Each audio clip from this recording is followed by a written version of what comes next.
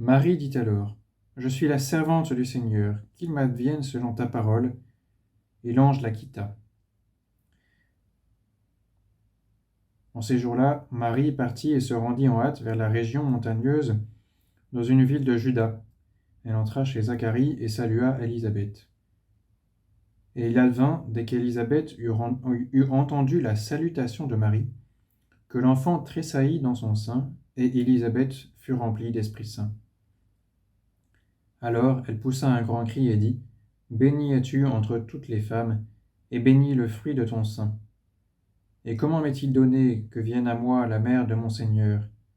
Car vois-tu, dès l'instant où ta salutation a frappé mes oreilles, l'enfant a tressailli d'allégresse en mon sein. Oui, bienheureuse celle qui a cru en l'accomplissement de ce qui lui a été dit de la part du Seigneur. Marie dit alors: Mon âme exalte le Seigneur, et mon esprit tressaille de joie en Dieu mon Sauveur, parce qu'il a jeté les yeux sur l'humilité de sa servante. Oui, désormais toutes les générations me diront bienheureuse, car le Tout-Puissant a fait pour moi des grandes choses. Saint est son nom, et sa miséricorde s'étend d'âge en âge sur ceux qui le craignent. Il a déployé la force de son bras, il a dispersé les hommes au cœur superbe, il a renversé les potentats de leur trône et élevé les humbles. Il a comblé de biens les affamés et renvoyé les riches les mains vides.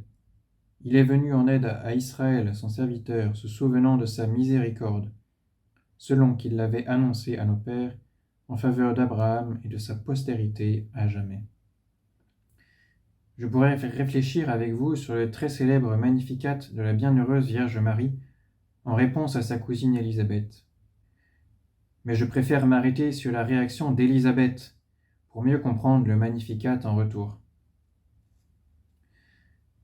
Alors ce qui nous marque à la lecture de la réaction d'Élisabeth, c'est la joie. Pour commencer, son enfant tressaillit en elle. Puis elle bénit Marie et son enfant, après avoir reçu l'Esprit Saint. Ensuite, elle révèle à Marie que son enfant a tressailli en elle en entendant sa voix. Enfin, elle bénit Marie de nouveau, car elle a eu foi en la parole de Dieu. Voilà une séquence bien construite qui veut nous dire quelque chose. Reprenons. Marie vient de quitter Nazareth. Elle vient d'apprendre que l'Esprit Saint viendrait sur elle et que bientôt elle serait enceinte. Elle court vers sa cousine, chez qui elle est tant allée. Elle y va en hâte. Elle qui a dit oui doit se demander ce qui vient réellement de se passer. Était-ce de la folie que d'accepter la proposition de l'ange, que de devenir enceinte et de recevoir l'Esprit Saint? Alors, elle salue Élisabeth pour en avoir le cœur net. Et Élisabeth lui montre 3 choses. Tout d'abord, qu'elle est bien enceinte. Ensuite, qu'elle est bénie d'avoir cru dans les paroles de l'ange.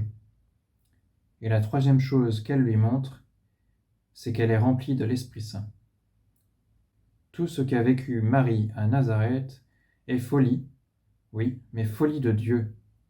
Elle est bien enceinte, elle a bien reçu l'Esprit Saint, comme Élisabeth. Dans cet épisode, Élisabeth vient donc attester l'expérience de Marie avec Dieu. De même pour nous. Nos rencontres avec Dieu nous poussent vers les autres qui l'attestent en retour. Enfin, cette rencontre est source d'allégresse et de joie, comme je le faisais remarquer au début. C'est tout d'abord l'allégresse d'Élisabeth, qui bénit Marie par 2 fois, parmi toutes les femmes, et ensuite pour sa foi. Remarquons que dans le langage courant, quand on maudit quelqu'un, c'est que l'on veut sa mort, tandis que quand on le bénit, par contraste, on lui souhaite plus de vie, les vies en abondance. Et c'est ce que souhaite Élisabeth pour Marie. Et ensuite, c'est l'allégresse de Marie qui chante les louanges du Seigneur dans le Magnificat. Mon âme exalte le Seigneur et mon esprit tressaille de joie en Dieu mon Sauveur. Pour conclure, rencontrer Dieu pousse vers les autres et donne la vie en abondance. Et nous, Que faisons-nous de nos rencontres avec Dieu?